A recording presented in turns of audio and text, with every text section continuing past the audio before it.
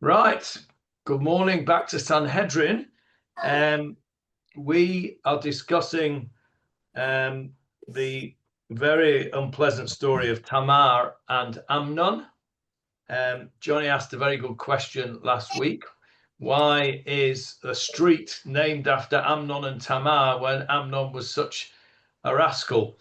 My answer last week was because we can learn from bad things that people do, how not to behave. And of course, Tamar was a heroine, as we discussed in some detail last week. So, as a result of this terrible story, the Gemarah tells us that the halacha was changed as a result of this terrible story. Let's go straight to the Gemarah and have a look what we're talking about. There we go. Let's just share that with you.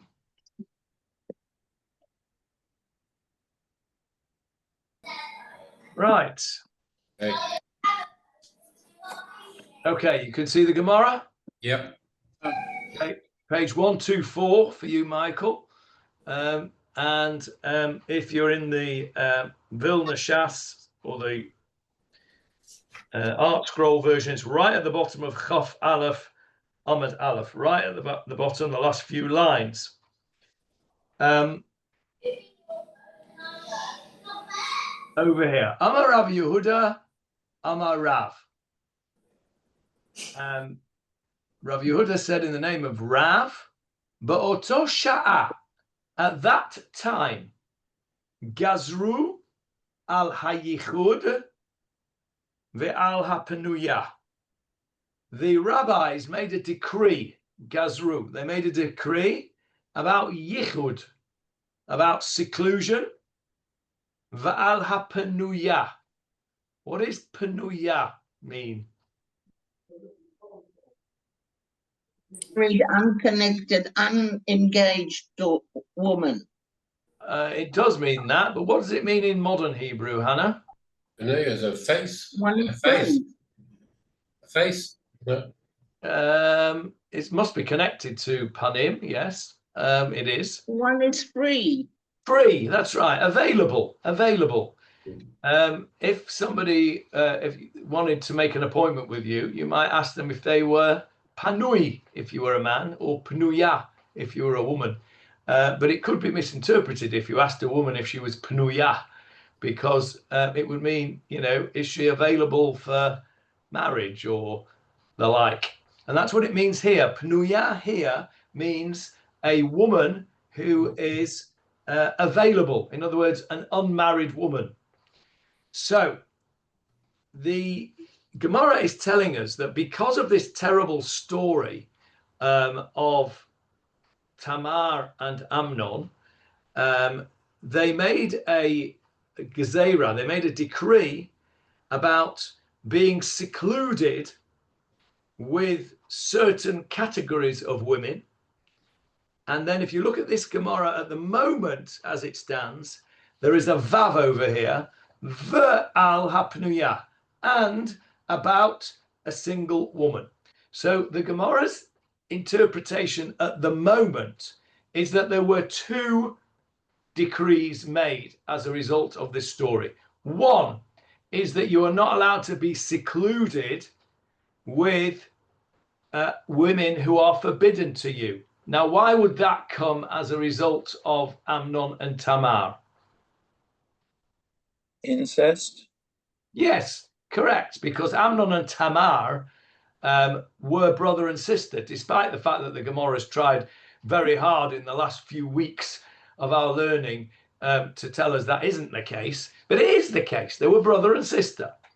And so the previous piece of Gemarah said if it could happen to the daughter of a king, it could certainly happen to anybody else. And so therefore, the Gemarah says they made a decree that a man was not allowed to seclude himself. Now we'll come into what that means in a minute, but just use that expression for the moment. A man is not allowed to seclude himself with a woman who is forbidden to him. Okay, let me just break off here for a second to welcome Jeffrey back after months and months of being away. It's very nice to see you back, Jeffrey. Wonderful to be back. And I'm very happy you're back because I've got somebody to read out all the stuff now. So we're talking about Tamar and Amnon. If you want to look it up, it's in chapter 13 of Shmuel Bet. We'll get to it eventually in our shiur. So they made this gezerah about not being secluded with women who are forbidden to you. Now then, let's just get, as they say, unpack that statement. Being secluded with, what does that mean? Being secluded with? Alone. Probably alone. Alone, yes. Alone in what circumstances? Closed environments. Alone in a closed environment. Is that what you said, Michael? Yep. Yeah. Alone in a closed environment. Yes. It could be outside. If you're outside in a what's the word? What's the word I'm looking for? An environment where there isn't anyone. Yeah, I mean, Britain's got lots of forests and things. Isolated. That's the word I'm looking for. Thank you, Avril. Yes, you're right, Hannah. In an isolated area outside, it would apply. But the main situation is in a closed environment. So in a house or in an office which is locked and there are no windows. And of course, the reason for this is to reduce the possibility, or to remove the possibility even, of a relationship which is forbidden occurring. So, for example, Yichud would apply in a doctor's surgery if the door is locked, right? Nobody barges in to a doctor's room without knocking, right? Nobody barges into a doctor's room. So a doctor's room is considered to be secluded, and that can cause problems because if you have a woman who is forbidden to you, and we're talking about the forbidden relationships, which we'll come to in a minute. For the moment, we're not talking about single women at the moment. So, so if you are a doctor and you are treating the wife of another man, then you have a problem with Yichud. And there are many doctors who deliberately, in that scenario, when they're treating, for example, a married woman, will leave the door certainly unlocked and even possibly slightly ajar. You have a bit of a problem with confidentiality issues with that, but that can usually be sorted out. There are many doctors who will do that. Now, secluded means in a place where nobody could come across you, and therefore you have an opportunity to misbehave and do things that you shouldn't be doing with a woman that you shouldn't be doing it with. That's why you said windows, Johnny. Yeah, so if you are in a room, so for example, I went to a meeting recently in one of they're all the rage at the moment, these shared workspaces, right? You know, they've got these, if you go into the new mall here in area I'm in, they've got, it's called, I don't know what it's called, share space or something like that. Anyway, it's a whole floor of a building which is broken up into small offices, and you rent them by the hour. So I went with somebody to a lawyer's meeting in one of these spaces, and you're in this office, and it's a closed office, but they're all glass. The entire floor is split up into these rooms which are glass. The walls are glass and the doors are glass, and everyone can see what's going on. You can't hear what's going on because they're soundproofed. So there's confidentiality there, but everyone can see what's going on. So that would not be yichud, because you're not secluded. You're not secluded from view of others. Similarly, the halacha is that if the husband of the woman is in town, right, is in the area, and you have to go and visit his wife, right? Let's say I had to go and visit the wife of a married man on a home visit. Again, there would be many doctors who would leave the front door open. However, the halacha says that if the husband of the woman is, that he's in town and therefore could come home with his key at any moment and walk in, then that doesn't count as seclusion, and that would not be a problem halachically, because you could, if you were to misbehave, you could be caught in flagranti, as it were. So that's not called yichud. So yichud means being in a place and a situation. So that, if you use the situation, that accounts for Hannah's a concept of being, in a forest somewhere out in the sticks, as it were, being in a place and a situation where relations could occur between a man and a woman who is forbidden to him. Now, who are we talking about? So then we're talking about yichud now, about seclusion. What about the second half of the sentence, of a woman who is forbidden, a forbidden marriage? What is that called in Hebrew?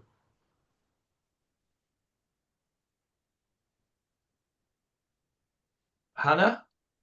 Arayot? Arayot, correct, arayot. Where have you heard that word?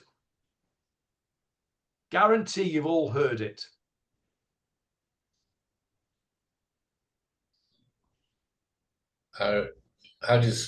What's it? Arayot. Arayot. Oh, Come on, David, where have we heard it? Yes, you've heard it under the chuppah. Under the chuppah. The bracha under the chuppah says what? It says that it blesses HaKadosh Baruch Hu for allowing us the weddings that are permitted and forbidding us the forbidden marriages, which are called arayot, and allowing us to get married al yedei chuppah v'kiddushin, according to with a chuppah and a kiddushin. So arayot are the forbidden marriages. Now, how is that described in the Torah? A forbidden relationship is there is a word which is used to describe it, which is the same as arayot, or the same root as arayot.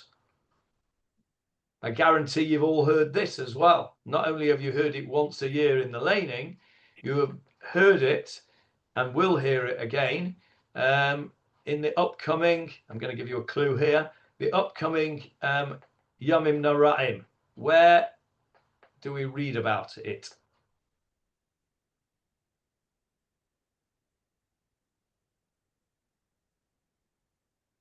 Anyone? David? Erva. Erva.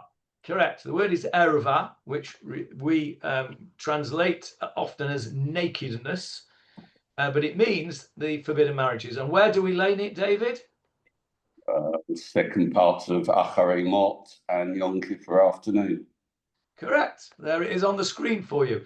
Yom Kippur afternoon laning is this laning here. It comes from Sefer Vayikra, Parashat Acharei Mot. It's in the afternoon of Yom Kippur. That's why you couldn't remember it, because you've all just fallen asleep during the laning. And this is the laning here. Have a look over here. Ish el kol sha'ah b'saro lo tikravu legalot erva. Okay, legalot erva means literally, as it says on the screen here, to uncover their nakedness. But that's not what it means. That's a euphemism. I mean, that's not to say that you're allowed to uncover the nakedness of a close relative, but it's a euphemism for sexual relations. You're not allowed to, and then it goes on to list all of the people that you are not allowed to have relationships with, your father, your mother, father's wife, sister, etc., etc., etc. All of those things that you're not allowed to do. Okay, those are called the arayot. Now, if we go back to the Gemara, this Yichud, at this particular moment, when Amnon and Tamar, brother and sister, had this terrible event where, remember the story, Amnon was chalashing for Tamar, and Yonadav said to him, why don't you pretend to be ill? And as a result of that, as on a ruse, you can get her to come into your bedroom to cook food for you in your bedroom. Remember, we spoke about it the last few weeks. In other words, he lured her into a scenario of what? Yichud. Of Yichud, exactly. Yeah. He lured her into a scenario of Yichud, and it all ended very badly. And so, according to Rav Yehuda Amar Rav, at that time, the court of David HaMelech said, no more Yichud, not allowed. As of now, you are not allowed to seclude yourself with any of the arayot. And then there's a comma there, which there isn't in the real Gemara, but there is a vav in the real Gemara. Ve'ala pnuya. And while they were at it, they also made a separate decree that you were not allowed to seclude yourself with a single woman. Now that is two different decrees. Yeah, you agreed? One is a decree against a woman who you are never allowed to have a relationship with. And the second one is a decree against somebody being in the Yichud situation where you're not allowed to have a relationship with them right now, but there is a possibility that you could, because she is pnuya, she is available, you could marry her. And therefore, so it's two different decrees. The first one, you can never have a relationship with any of those people because it's forbidden. Second one, there is a possibility, but they made a decree while they were at it, according to Rabbi Yehuda Amar Rav at this point in the Gemara, of single women as well. Now, how does Steinsaltz translate the Panuya? Single woman. So okay, on the screen there, if you want to see it. And doing what with a single woman? Say that again. And doing what with a single woman? Because there's a distinction between how the Art Scroll translates Yichud and Panuya. Okay. So let's just see what the Steinsaltz is on the screen there. And it says, and they made a decree, and they at that time they decreed about seclusion, comma, that a man should not be secluded with women who are forbidden to him, comma, and about a single woman. Okay. Whereas the Art Scroll says that's a very clever translation, because you know, because you've read on in the Gemara, that there is another opinion coming up. Okay, because Art Scroll translates it as Yichud being seclusion, and there's no verb with Al HaPinuya, it's cohabitation with a single woman.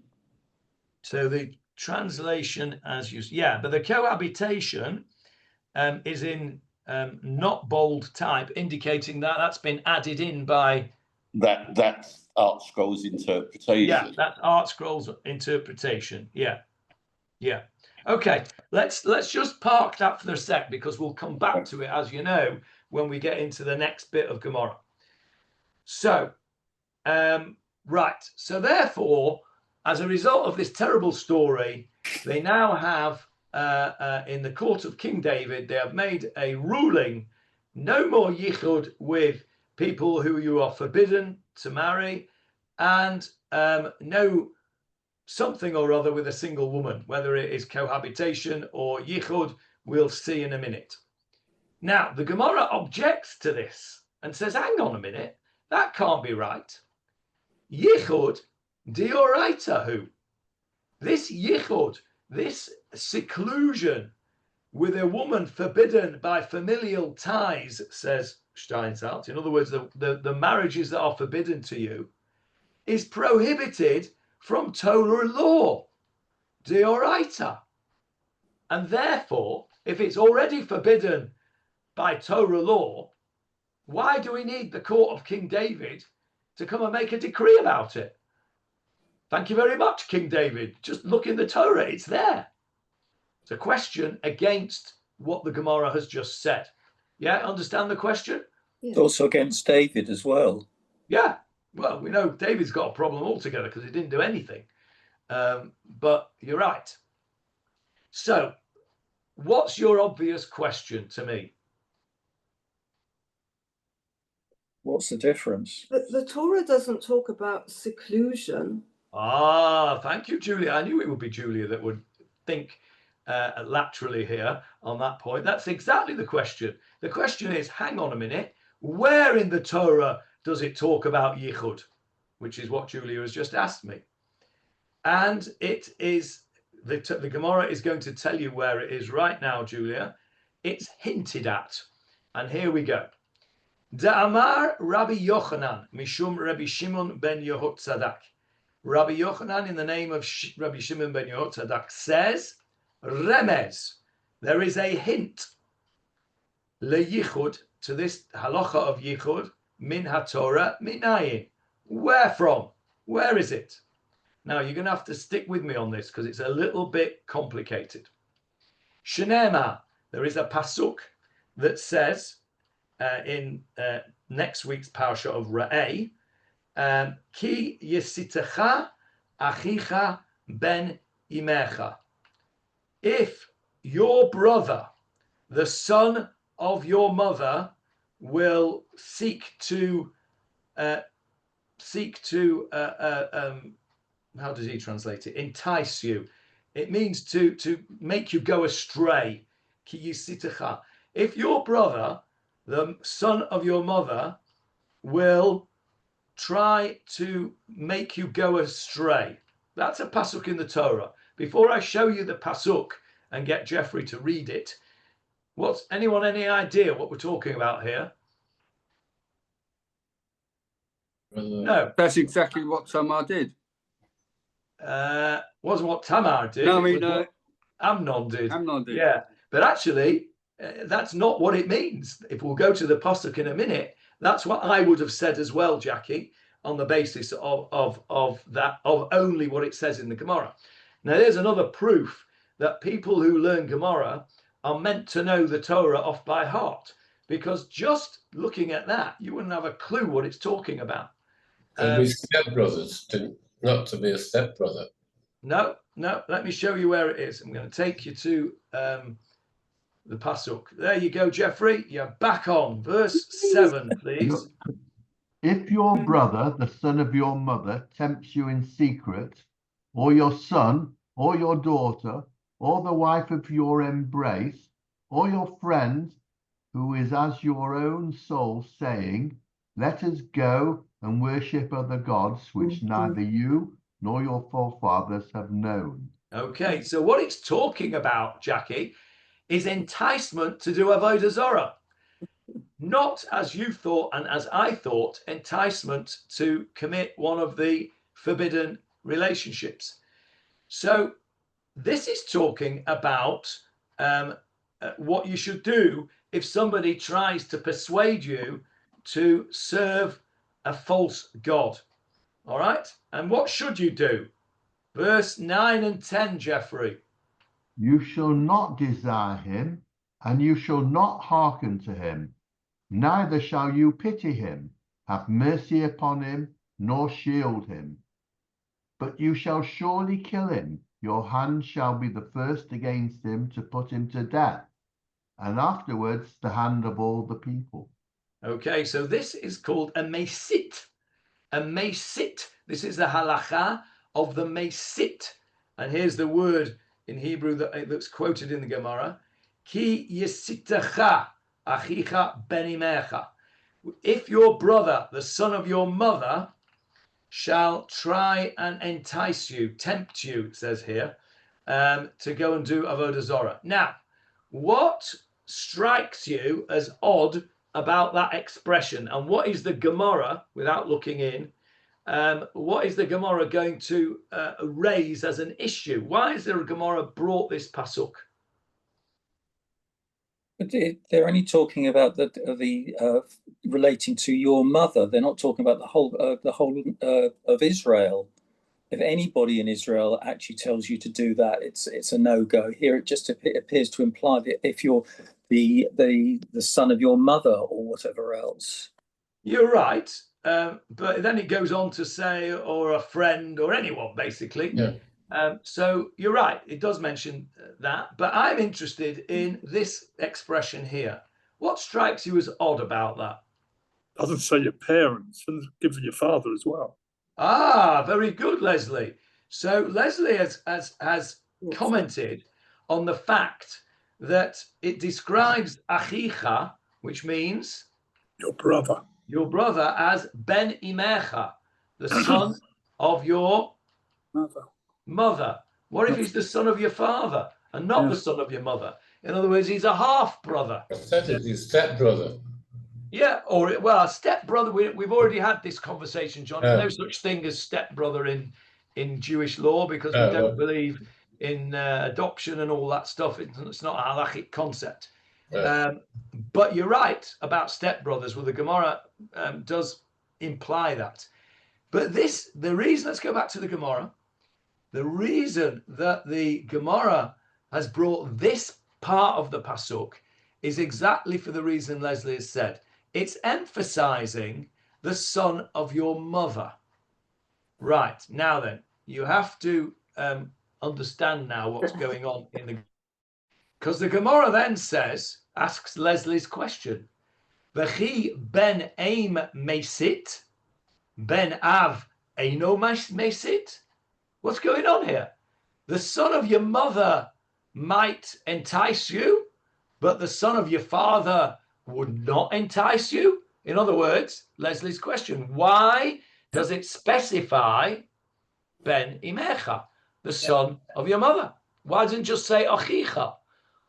Or why doesn't it say ben imecha or ben avicha? Why just ben imecha? Okay, so now here you've got to get go on, Hannah. There's usually some relationship to proximity in Lefachot in the Bible, in the Torah, and the proximity of this comes after we talked about Ishat Yofet Toar, and maybe at the time, women were more, the mother was more likely to have been somebody who wasn't born in Bnei Israel. Either she converted or whether. We see with Shlomo that his wives took him off the derech. So maybe the Gemara is trying to say that women are more likely to take up avodah zarah earlier than men.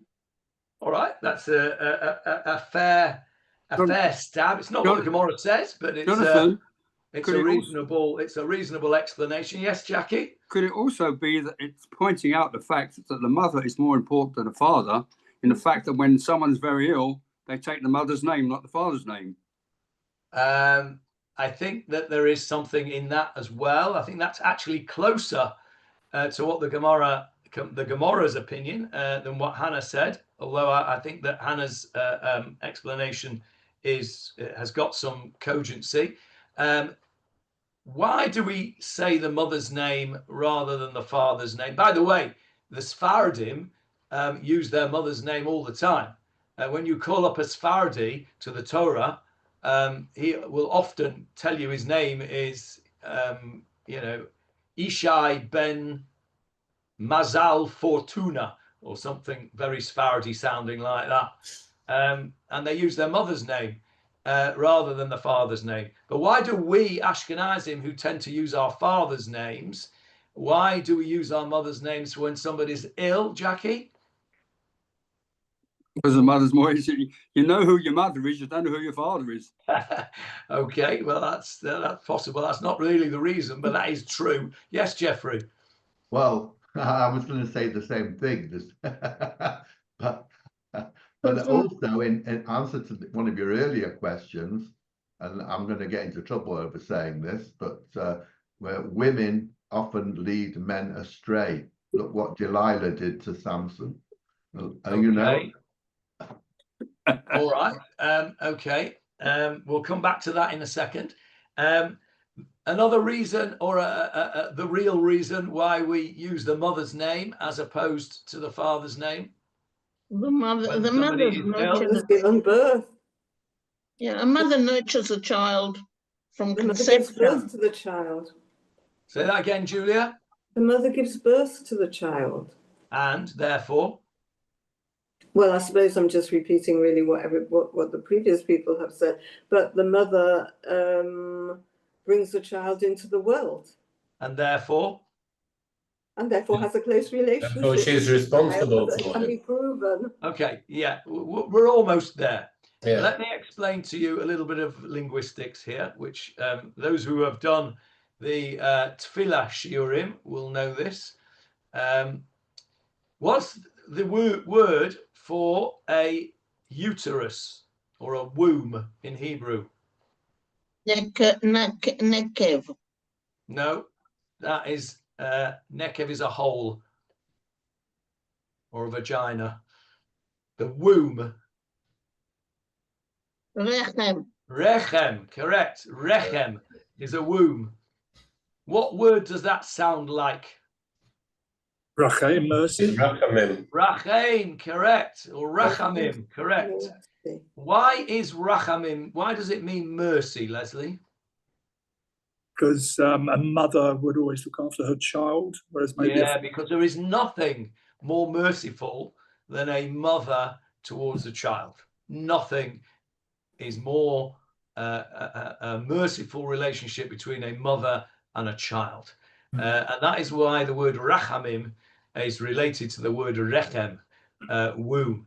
And so therefore, when we are praying for the well-being of somebody who is sick, we invoke the mother's name because the mother will be the one who feels the pain and feels the mercy and feels the need for prayer to heal this child more than anybody else. And so that is the reason that we use the mother's name.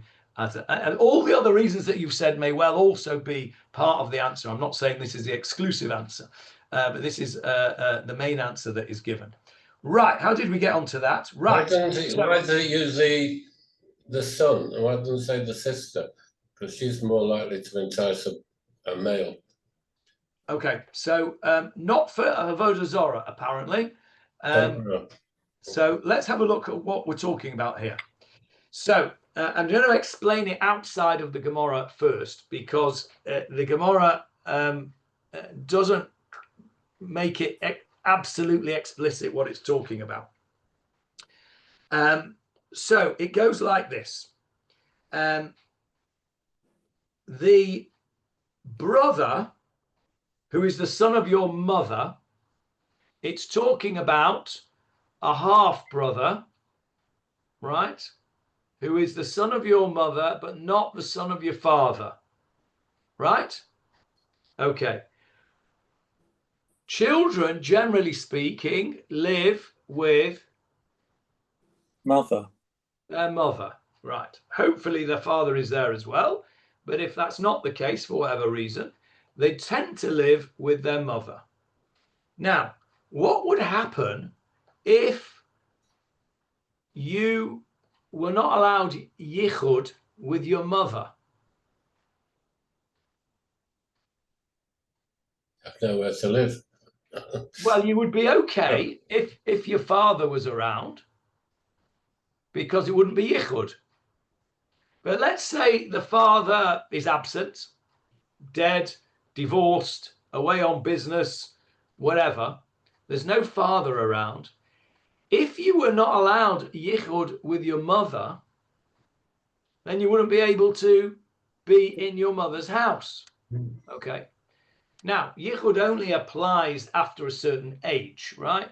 There's no problem with a male baby, for example, being in the same room, secluded with a woman who's married to somebody else, right? Even though that baby, when he grows up, is not going to be available to marry that woman because she's already married to somebody else. He's a baby, right? The yichud only applies after a certain age. There's a discussion amongst the rabbis as to at what age yichud begins, whether it's 7, whether it's 9, whether it's bar mitzvah.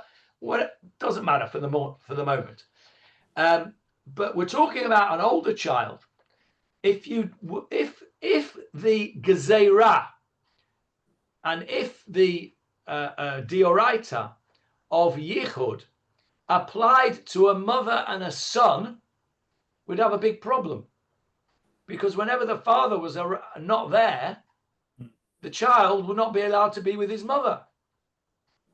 Right? So the Gemara is teaching us that actually a child, a boy, is allowed to be with his mother. And so if a boy is allowed to be with his mother, he may well be with his step brother or half brother, right? Because let's say the father dies and he's living with his mother. The mother remarries and has another child who is the guy's half brother. If he's allowed to be with his mother, he will also be around his stepbrother or his half brother. With me? Yeah. Yeah. So therefore, if this half brother turns out to be a wrong 'un, right, and turns out to want to entice him into avodah zorah, into idol worship, then he's got an opportunity to do so because they are together. Because this boy is living with his mother, not in the presence of his father. Are you with me? Yeah. So what this Gemara says is Rabbi Yochanan, in the name of Shimon ben Yotzadak, says, where does it hint at yichud? It says, Ki yisitcha achicha ben imecha. Right? And go over here in the Gemara, where my marker is. Ela loma, it comes to teach you, Ela loma lecha, it comes to teach you, ben mityached im imo, a son is allowed to seclude himself with his mother, ve'ein acher mityached im kol arayot shebatorah. But no other forbidden relationship is allowed to have yichud.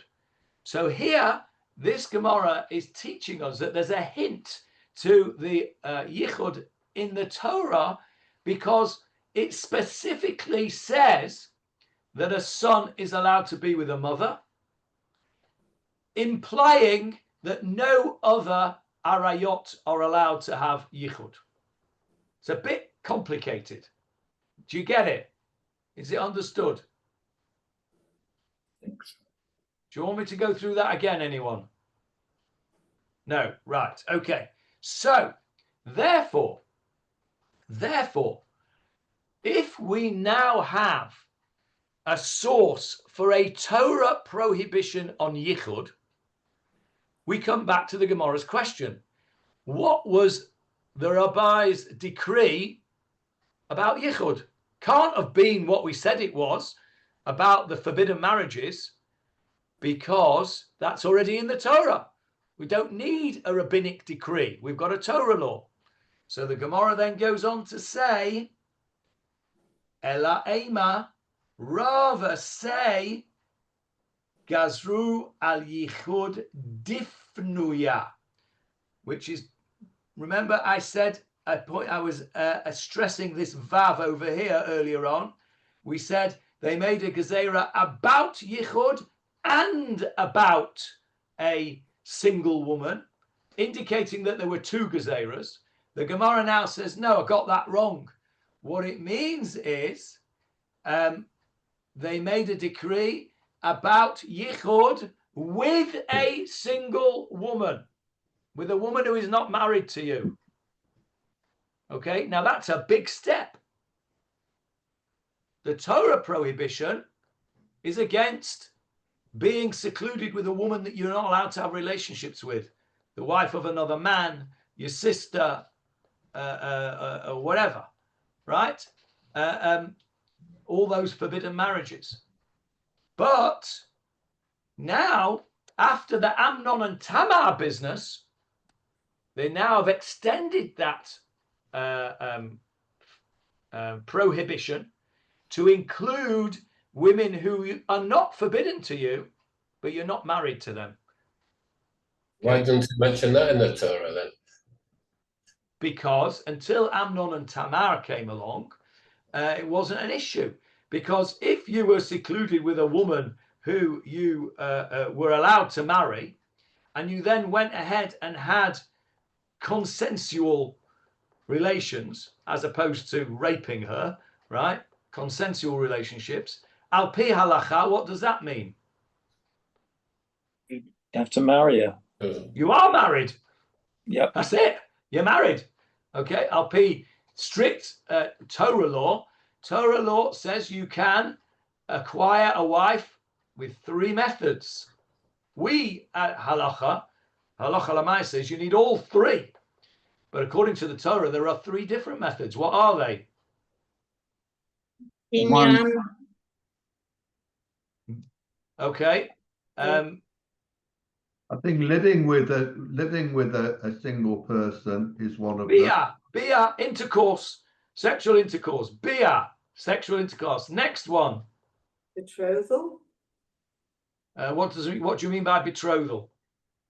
Well, we know that you have the first stage of the marriage, and you're betrothed for a year before you go into No, you're not married. You're not. Oh, well, then after the betrothal. You might say hare at to her.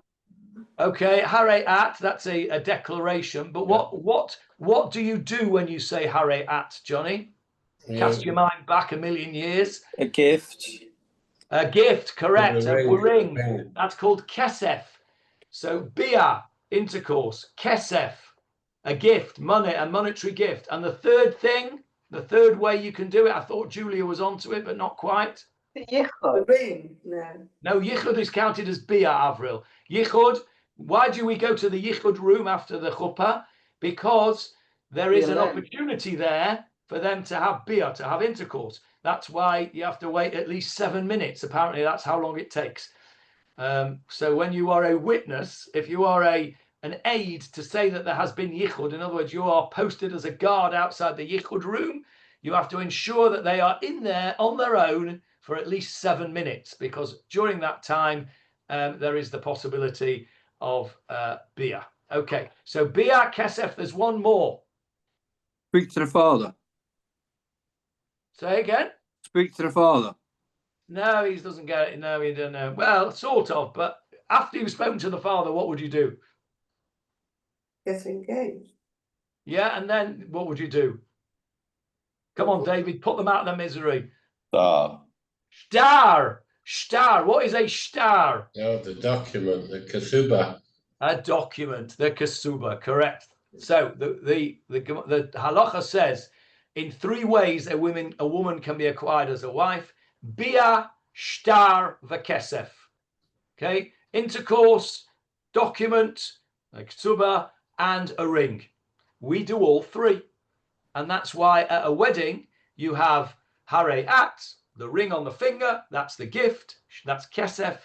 Read the ktuba, shtar. It's a signed document, and then you have yichud, and that's why the yichud is important It's an important part of the ceremony because it confirms the wedding, because you then have all three possibilities of acquiring a wife: bia, shtar, and kesef.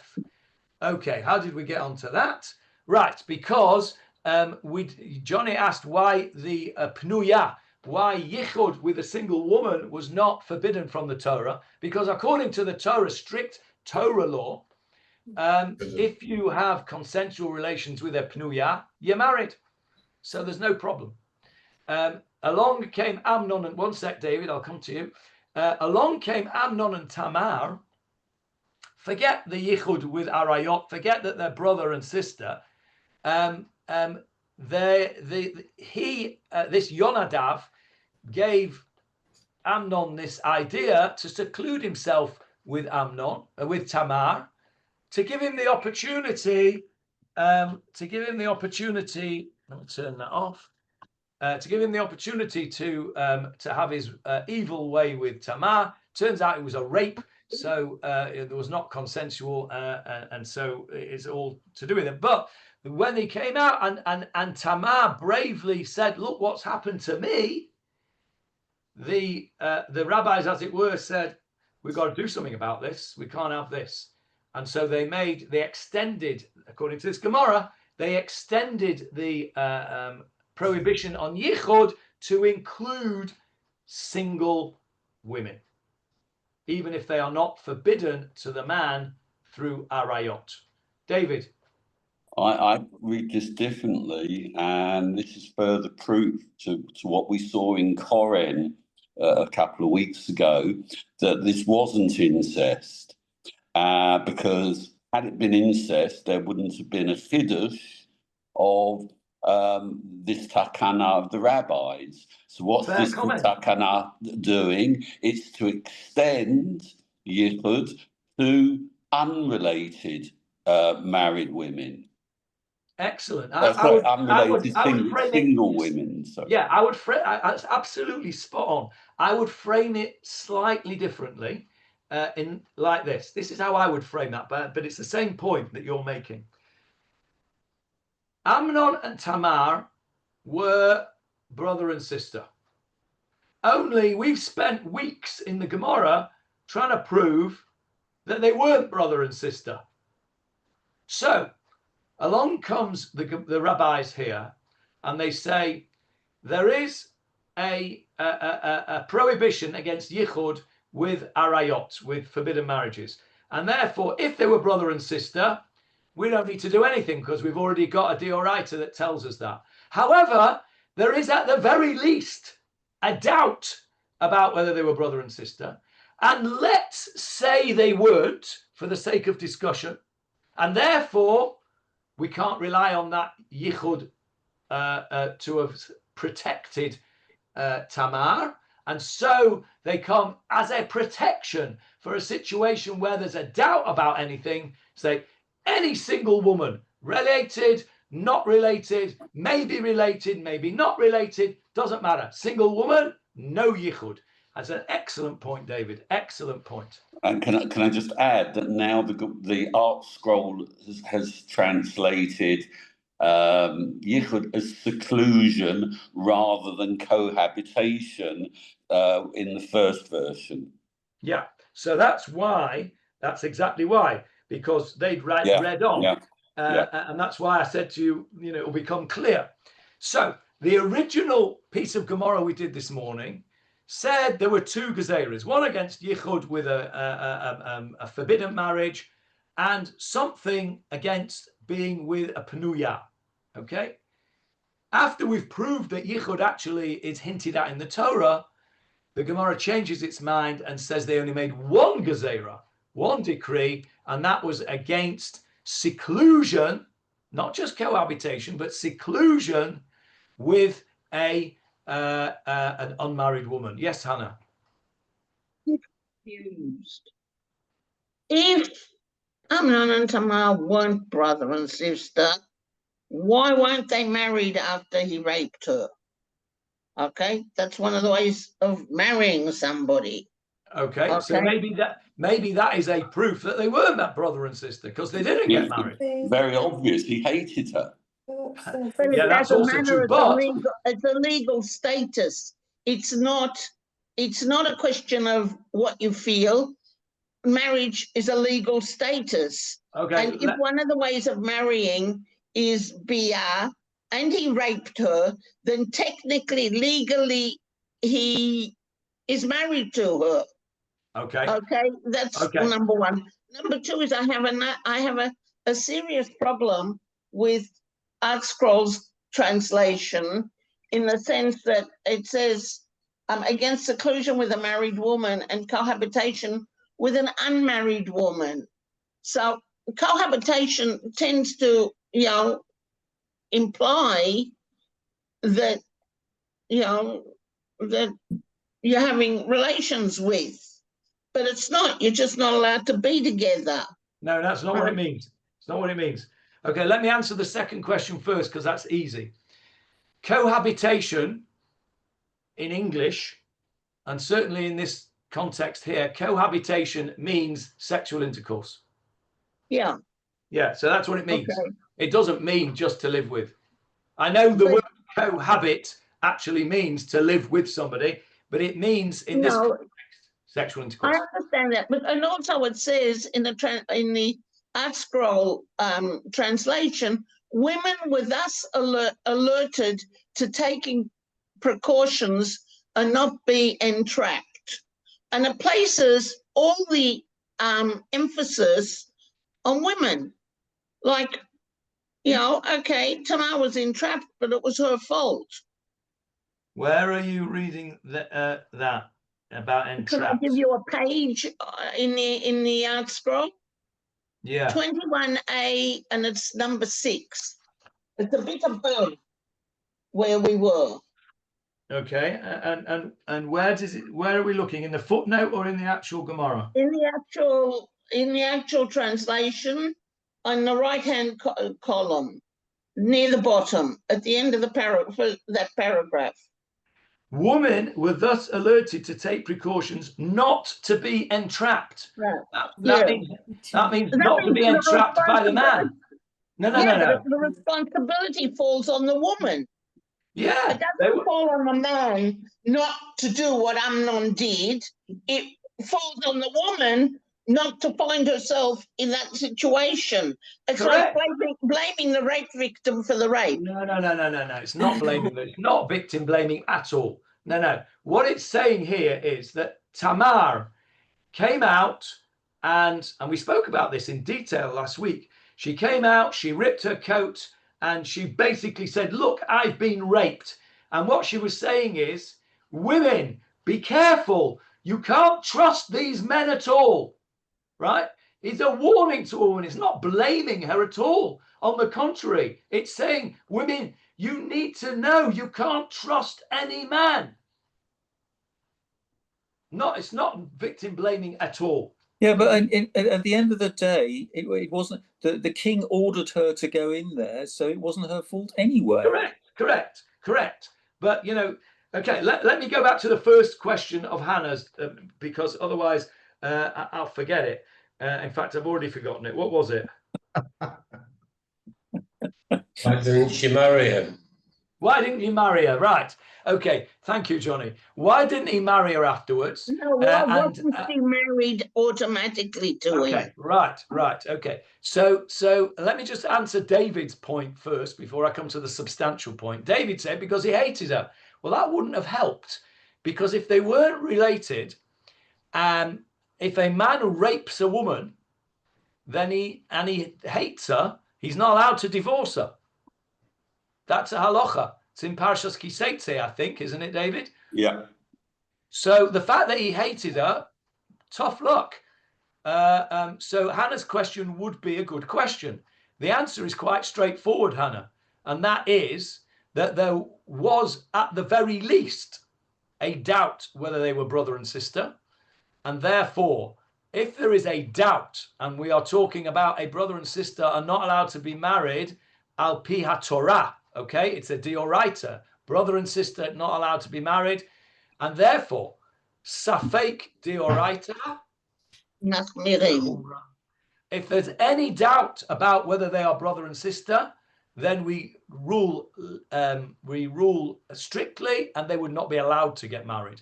So it demonstrates the fact that there is this doubt that was going on. All right. Okay. So I thought we would get to the next bit of Gemarah, but we haven't. I have a question. Yes, Julia. I was wondering, because it's going back a few weeks, but I was thinking about it when we were discussing about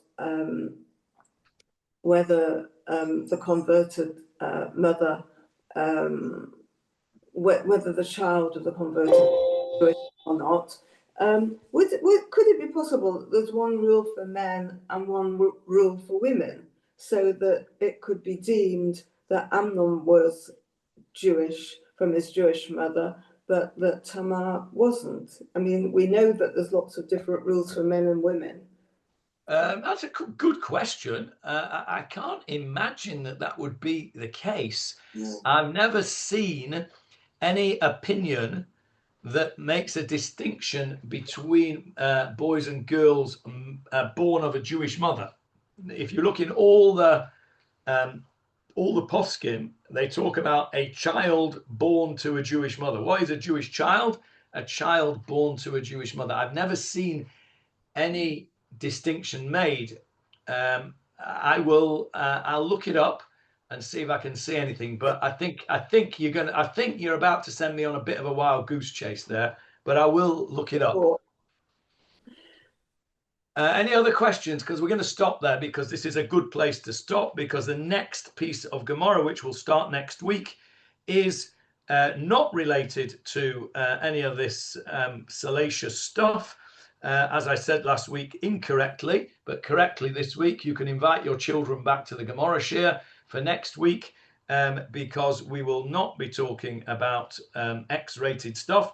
We will be talking about Adoniah, who was another son of David, another, as my aunt of blessed memory would have said, another Shana Metzia, another great find, sarcastically. So we will discuss Adoniah next week at the it might not be actually, because I'm in England. I'll have to see if it works out with the timings. But anyway, whenever we do the next Gemarah Shir, we'll talk about Adoniah.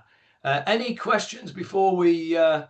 I was just going to make a comment that yesterday, nothing, it's a positive comment. Yesterday, I was told by my daughter-in-law that my granddaughter, who's bat mitzvah shortly in a few months, is doing a drosha on Joseph. And I said, oh, that's amazing, because I was told in my Gemarah lesson, having been thinking about Joseph's Technicolor Dreamcoat for a week and listening to the songs, that about the story of Tamar, who also had the coat. And wouldn't it be great if we could water down the story a bit, that that Mia could talk about strong women? Wonderful, absolutely wonderful. That would be wonderful. I would like to see a copy of your granddaughter's drosha about Tamar, definitely.